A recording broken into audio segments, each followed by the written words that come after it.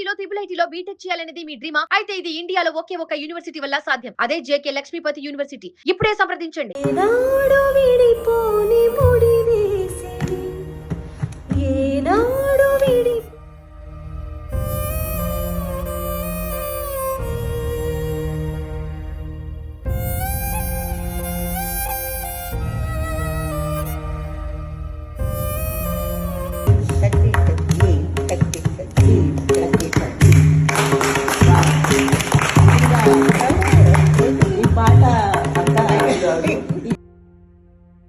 అనారోగ్య సమస్యలతో గత కొంతకాలంగా ఇబ్బందులు పడుతున్న లెజెండరీ సింగర్ జానకి మైసూరులోని అపోలో ఆసుపత్రిలో చికిత్స పొందుతూ కన్నుమూశారు.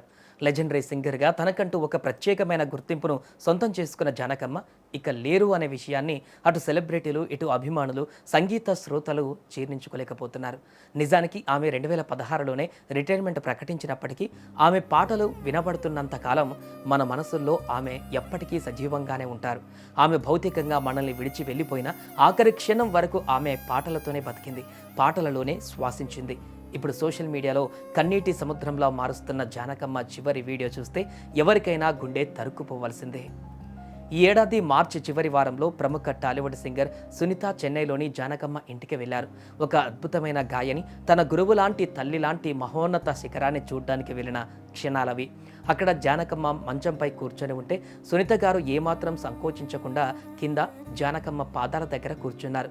జానకమ్మ పాదాలను తాకుతూ ఎంతో భక్తితో ప్రేమతో సునీత గారు పాటలు పాడుతుంటే ఆ పాట వింటున్నంతసేపు జానకమ్మ ముఖంలో కనిపించిన ఆనందం మాటల్లో చెప్పలేనిది.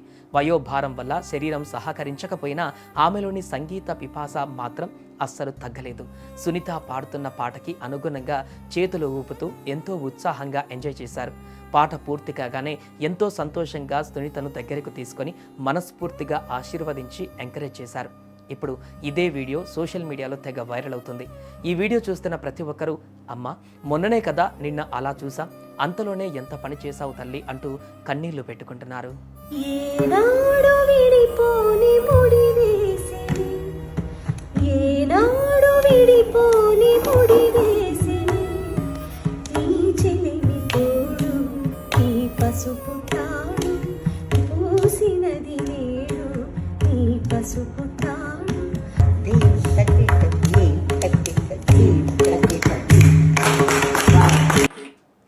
ఈ సంఘటన మనకు ఒక విషయాన్ని స్పష్టం చేస్తుంది.